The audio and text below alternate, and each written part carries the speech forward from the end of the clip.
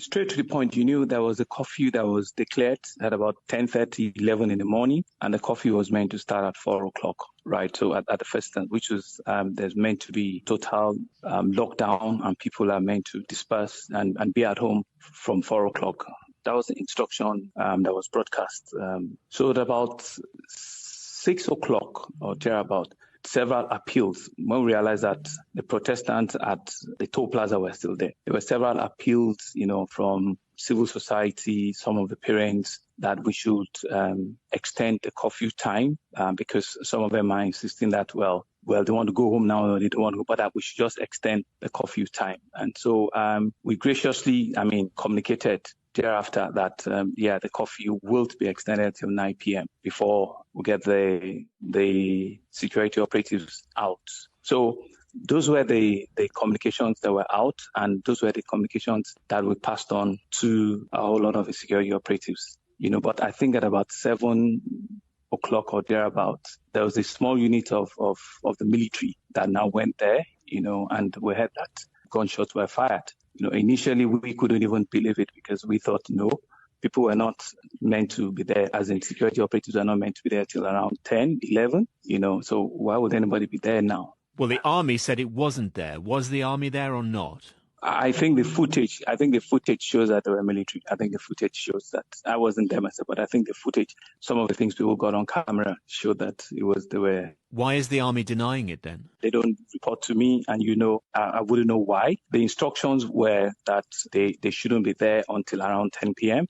Right. So I think there must have been some miscommunication somewhere in their own formation, because what we hear is the unit that went there, their location is less than 10 minutes from where the incident occurred. It was actually just straight down the same road. 5 minutes from their barracks, they actually could get there. So I don't know who gave those instructions. I don't know how they missed the information that was passed on. So, but just to be clear, you're not saying that people should have been opened fire on because they disobeyed the curfew, are you? Absolutely not. There are no instructions to that effect. They couldn't have been given. I'm not party to that. I would never instruct people to open firearms on Protestants whatsoever.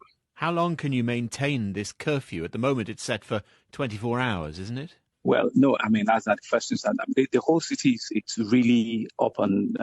There's a lot of destruction this morning. There's a whole lot of. So I don't know for how long, but we will be reviewing on a daily basis. There's a lot of disruption, you say. How would you describe the current situation? Yeah, it's very tense. It's very disturbing. It's extremely very tense. It's a very, very unfortunate situation we found ourselves. We made every effort, and the reportage was clear over the last 4-5 days, to get the Protestants to join the panel of inquiry, to get the Protestants to form some conversations on the table where we all agree that the points that they've made are very clear. All of us are in support of it, but we needed to move the process of now ticking the box. We needed to move it forward. So those were some of the efforts that we have consistently made. I've been appealing, to them that there's a whole lot of livelihood of people that have been disrupted. People could not access their businesses. We're just coming out of a pandemic. Businesses, daily wage earners, there's no way they could get to work. Yes, you have all of the rights, and we've accepted, and we're with you on this. But please, let's draw some timelines, and let's give peace a chance so that we'll give government some time to be able to implement one. I think it was just only one item that was on their ask. I said it on one of my posts that this would be the greatest mistake President Buhari would do by releasing soldiers on poor, innocent protesters. You people are not leaders, because if you are leaders, you don't deny your actions. You don't say, everybody's saying, I don't know, or no soldier. We are not fools. But the truth is that you've done your worst. And you can see the whole mayhem and chaos you have caused all over the world. Nigerians, Nigerians, we need a new Nigeria. We need a place we'll call home.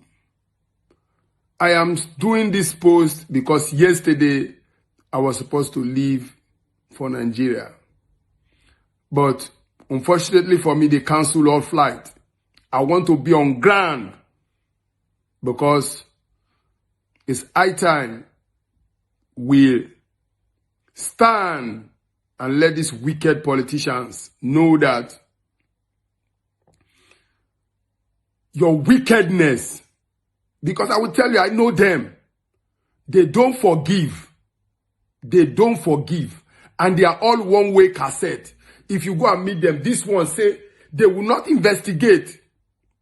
Even though they tell you that these protesters are at that toll gate, why not still open a platform of dialogue between the protestants? They are your children. Can you kill your child if you say your child is stubborn?